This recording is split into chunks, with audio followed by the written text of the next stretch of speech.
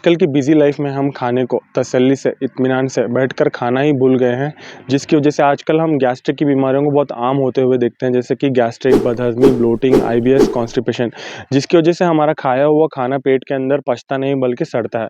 तो आज की वीडियो में मैं आपको बताऊंगा 7 ऐसे कॉमन हैबिट जिसको आपको इंप्रूव करना है, आपको इनकलकेट करना है अपनी लाइफ के अंदर, ताकि आपका खाना खाया हुआ अच्छे से डाइजेस्ट हो और आप भी सुरक्षित रहें गैस्ट्रिक की इन बीमारियों से। तो चलिए दोस्तों, फिर देर किस बात की, शुरू करते हैं आज की वीडियो को। मेरा नाम है डॉक्टर आकिब जावेद और आप देख रहे हैं अपना पसंदीदा यूट्यूब चैनल डॉक्टर जावेद की दुनिया।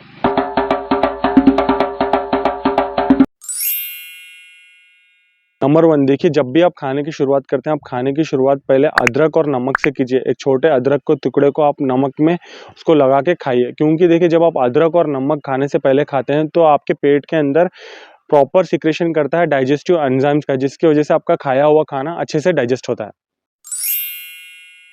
नंबर 2, खाने को फुल कंसंट्रेशन के साथ, फुल फोकस के साथ खाएं, क्योंकि देखिए आजकल की बिजी लाइफ में हम जब भी खाना खाते हैं हम क्या करते हैं, हम टीवी देखते रहते हैं, इंस्टाग्राम देखते रहते हैं, व्हाट्सअप, फेसबुक, स्नैपचैट, ट्विटर, या फिर खाने खाते वक्त हम किसी से बात करते रहते हैं फ़ोन पे, या फिर हम खाना खाते वक्त बहुत ज़्यादा हंसते हैं या फिर बात करते हैं। देखिए ऐसा नहीं करना चाहिए, क्योंकि देखिए आयुर्वेद में क्लियरली बताया गया है, खाना खाते वक्त के बारे में एक वर्ड बताया गया है, वो है तन मन भुंजिता। यानी क्या, जब भी हम खाना खाते हैं हमें फुल फोकस और फुल कॉन्सेंट्रेशन के साथ खाना खाना चाहिए, क्योंकि देखिए जब हम खाना खाते हो पूरा फुल कंसंट्रेशन और फोकस के साथ खाते हैं तो हमारी बॉडी की जो भी पूरी ऊर्जा होती है, पूरी एनर्जी होती है, वो डाइजेशन को सक्षम बनाने, उस डाइजेशन को अच्छा बेहतर बनाने में पूरी एनर्जी लग जाती है, जिससे कि हमारा खाया हुआ खाना अच्छे से डाइजेस्ट होता है।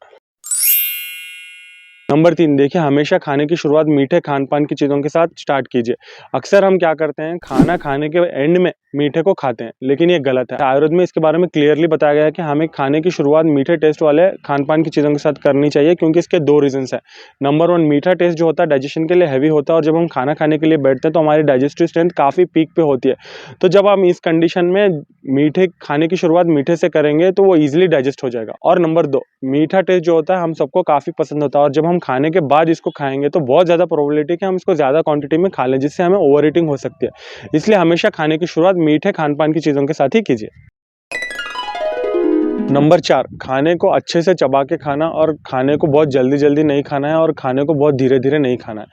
देखिए हमारे बड़े कहते हैं कि हमको खाने को 32 बार चबाना चाहिए। देखिए हम जब खाने को अच्छे से चबाते हैं, जब 32 बार चबाते हैं, तो खाने के जो फूड पार्टिकल्स होते हैं वो ब्रेक डाउन हो जाते हैं स्मॉल स्मॉल पार्टिकल्स में। देखिए एक हिसाब से देखा जाए तो हमें खाने को खाना नहीं, हमें को खाने को पीना चाहिए, क्योंकि देखिए जब हम खाने को 32 बार चबाते हैं तो वो खाने के जो पार्टिकल्स हैं वो एक लिक्विड पेस्ट के अंदर कन्वर्ट हो जाते हैं, और जब ये खाना हमारे मुंह के अंदर जब हम चबाते हैं तो इसको सलाइवा के साथ मिक्स हो जाता है, और जब हम इसको अच्छे से चबाएंगे तो हमारे पेट के अंदर अच्छे से डाइजेस्टिव एंजाइम सीक्रेट हो जाएंगे। और देखिए हमें खाने को जल्दी जल्दी इसलिए नहीं खाना चाहिए, क्योंकि जब हम खाना जल्दी जल्दी में खाते हैं तो वो हमारे पेट के अंदर नहीं जाता। अगर पेट के अंदर जाता भी है तो वो ज़्यादा देर तक पेट में नहीं रहता, और बहुत ज़्यादा प्रोबेबिलिटी है कि खाना पेट में ना जाके अब दूसरी रेस्पिरेटरी सिस्टम के अंदर जा सकता है, जिसको हमको ठसका लग सकता है। और खाना हमें धीरे धीरे इसलिए नहीं खाना चाहिए, क्योंकि जब हम खाने को बहुत धीरे धीरे खाते हैं तो हम बहुत ज़्यादा प्रोबेबिलिटी है कि हम ओवर ईटिंग कर जाएं, और हमें खाने की सेटिस्फैक्शन नहीं होती, और हमारा जो खाना हम जो खाने के लिए इस्तेमाल किए होते हैं वो अगर हम स्लोली खाएंगे तो वो ठंडा हो जाता है। नंबर 5, खाने को कभी भी भरपेट नहीं खाना चाहिए, क्योंकि देखिए आपने आपके दोस्तों से, रिश्तेदारों से सुना होगा कि आपको भरपेट खाना खाना चाहिए। देखिए आपको कभी भी भरपेट खाना नहीं खाना चाहिए। आयुर्वेद में इसके बारे में क्लियरली बताया गया है कि इमेजिनरीली, यानी कि आपके सोच में आपको क्या करना है, आपके दिमाग के अंदर आपको स्टमक को 3 पार्ट्स के अंदर डिवाइड करना है। एक पार्ट के अंदर सॉलिड फूड, एक पार्ट के अंदर लिक्विड फूड, और एक पार्ट केप्ट वैकेंट फॉर वातादि दोषास। देखो जब मॉडर्न साइंस में हम इस डिवीजन को देखेंगे तो मॉडर्न साइंस में एक, जब हमारा खाना पेट के अंदर जाता है तो वहाँ पे एक पेरिस्टालसिस नाम का प्रोसेस शुरू हो जाता है। जब आप भरपेट खाना खाएंगे तो वो पेट में चर्निंग होने के लिए, पेरिस्टालसिस होने के लिए जगह नहीं बचेगी। तो जब आपका पेट का हिस्सा थोड़ा खाली रहेगा तो वहाँ पे उस पेट में पेरिस्टालसिस होने के लिए, चर्निंग होने के लिए उसको अच्छे से जगह मिलेगी। अब भरपेट खाना खाएंगे तो आपका खाया हुआ खाना अच्छे से डाइजेस्ट नहीं होगा, पेट में रहे रहे वो सड़ जाएगा, वो कभी भी पचेगा नहीं। इसलिए हमेशा ध्यान रखिए, आपको कभी भी भरपेट नहीं खाना है, आपको सिर्फ 80% तक ही आपको खाना। एक पार्ट सॉलिड फूड, एक पार्ट लिक्विड फूड, और एक पार्ट वैकेंट वातादि दोषास के लिए। यहाँ पर वातादि दोषास मतलब एक पार्ट जो हमने खाली रखा है पेरिस्टालसिस और चर्निंग के लिए। नंबर 6, खाना खाने के तुरंत बाद पानी पीना। देखिए काफ़ी लोग क्या करते हैं, खाना खाने के तुरंत बाद 1 या 2 ग्लास पानी पीते हैं, जिससे क्या होता है जो भी गैस्ट्रिक एंजाइम्स, डाइजेस्टिव जूसेस जो हमारे पेट के अंदर सीक्रेट हुए होते हैं वो डाइल्यूट हो जाते हैं, जिससे कि हमारा डाइजेशन खराब हो जाता है। देखिए पानी पीने के बारे में आयुर्वेद में बताया गया है, भोजनम च अमृतम वारी भोजनंत विषप्रदम, यानी कि खाने से पहले और खाने के एंड में लिया गया पानी विष के समान है और खाने के बीच में लिया गया पानी अमृत का समान है। यहाँ पर खाने के बीच में का मतलब ये नहीं कि 1-2 ग्लास, यहाँ पे खाने के बीच में पानी का मतलब है 1 या 2 घूंट आपकी ज़रूरत के हिसाब से। देखिए हम इसको इस तरह से समझते हैं, देखिए समझ लीजिए आपने मिक्सर में कोई चटनी बना रहे हैं, आप चटनी बनाते वक़्त क्या करते हैं आप, उसमें 1 या 2 ग्लास पानी नहीं डालते चटनी बनाते वक़्त तो मिक्सर के अंदर, आप क्या करते हैं 1 या 2 घूंट जितना पानी उस चटनी में बनाते वक़्त आप उस मिक्सर के अंदर डालते हैं। तो हमारी बॉडी का भी सिस्टम उसी तरह है, खाना खाने के बीच में हमें पानी लेना है, लेकिन 1 या 2 घूंट, 1 या 2 ग्लास नहीं। तो इससे ये मालूम होता है कि अगर आप खाने से पहले और खाने के एंड में पानी पिएँगे तो आपका डाइजेशन खराब होता है। अगर आप खाने के बीच में पानी लेंगे 1 या 2 घूंट तो आपका खाया हुआ खाना अच्छे से डाइजेस्ट होगा। नंबर 7, खाना खाने के बाद काफ़ी लोग सो जाते हैं। देखिए खाना खाने के बाद आपको तुरंत जाके सोना नहीं है। खाना खाने के बाद आपको 3 काम करने हैं। नंबर 1, राजासन में आपको बैठना है थोड़ी देर के लिए। राजा मतलब किंग, आसन मतलब जो कुर्सी पे किंग बैठता है उसको बोलते हैं आसन। तो आपको खाना खाने के बाद थोड़ी देर के लिए बैठना है राजासन में। उसके बाद आपको शतपावली करना है। शतपावली मतलब शत मतलब 100, पावली मतलब स्टेप्स। आपको खाना खाने के बाद 100 कदम चलना है। आपको यहाँ पे सहस्त्र पावली नहीं करनी और हेवी फिजिकल एक्सरसाइज नहीं करनी। सहस्त्र पावली मतलब 1000 स्टेप्स नहीं चलना है और ना ही आपको कोई फिजिकल एक्सरसाइज करनी है, क्योंकि देखिए आप खाना के खाने के बाद आप सहस्त्र पावली करेंगे, आपकी कोई फिजिकल एक्सरसाइज करेंगे तो आपकी बॉडी का पूरा फोकस जो है वो उस फिजिकल एक्टिविटी के ऊपर शिफ्ट हो जाएगा, डाइजेशन के ऊपर से हट के। तो आपको खाना खाने के बाद सिर्फ 100 ही कदम चलना है। नंबर 3, आपको थोड़ी देर के लिए सोना है। खाना खाने के बाद आपको लेफ्ट लैटरल पोजीशन में सोना है। ये एक पावर नैप होनी चाहिए, 10 से 15 मिनट की एक स्लीप होनी चाहिए, एक घंटा या 2 घंटे की नींद नहीं होनी चाहिए। तो दोस्तों ये थी 7 हैबिट जिसको आपको इनकलकेट करना है ताकि आपका खाया हुआ खाना अच्छे से पचे, अच्छे से डाइजेस्ट हो, वो सड़े नहीं आपके पेट में। तो अब सवाल आता है कि बैलेंस डाइट क्या है? देखिए बैलेंस डाइट के बारे में आयुर्वेद में 2 चीज़ें बताई गई हैं। नंबर 1, एक रस अभ्यास दौर्बल्यकरणम, सर्वरस अभ्यास बलवृद्धिकरणम, यानी कि अगर आप एक ही टेस्ट का खाना खाएँगे या फिर अगर आप मीठा ही खाएँगे, आप खट्टा ही खाएँगे, आप तीखा ही खाएँगे, तो आपकी बॉडी को जो एसेंशियल विटामिन्स और मिनरल्स की ज़रूरत होगी वो आपको नहीं मिलेंगे।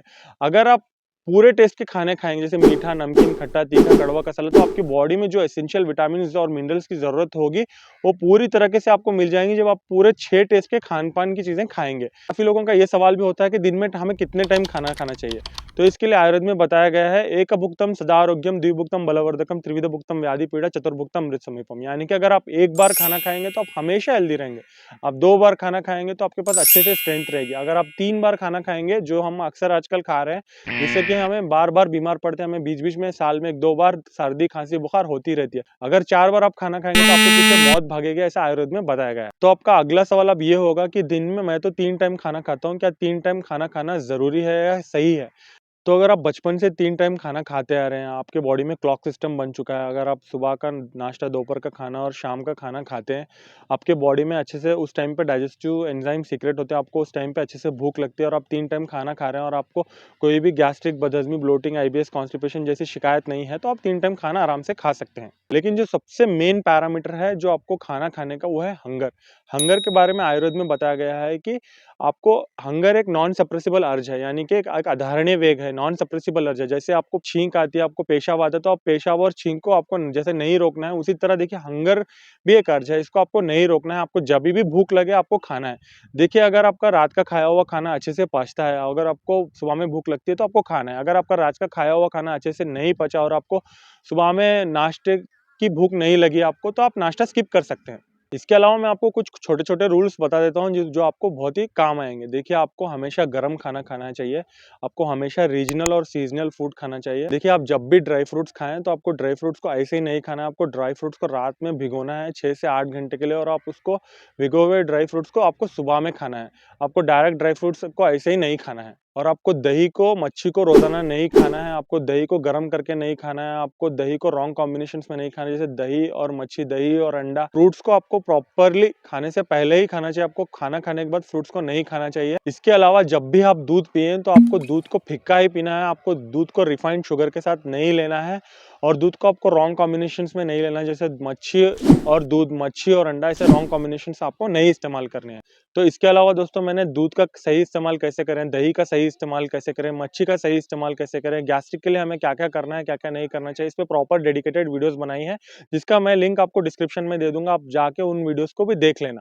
तो आज की वीडियो में मैं थैंक्स करना चाहूँगा एपीजे अब्दुल कलाम सर को, क्योंकि मैं उनसे बहुत मोटिवेट हुआ हूँ, जिससे मेरी लाइफ अच्छी हुई है। तो उम्मीद करता हूँ दोस्तों आज की वीडियो आपको ज़रूर पसंद आई होगी। अगर आपको वीडियो पसंद आई है तो ज़रूर लाइक और शेयर कीजिए, और अगर आपने वीडियो को चैनल पे पहली बार देखा तो चैनल को सब्सक्राइब कर लीजिए, और अगर आपने अभी तक बेल आइकन को प्रेस नहीं किया तो बेल आइकन को प्रेस कर दीजिए, ताकि समय-समय पर आपको इसी तरह के हेल्थ रिलेटेड इन्फॉर्मेशन की वीडियोस मिलती रहे। तो मुझे दीजिए इजाज़त, मैं आपसे मिलूंगा फिर एक बार एक अच्छी बढ़िया सी वीडियो के साथ। मेरा नाम है doctor Aqib Javed and thanks for watching the video.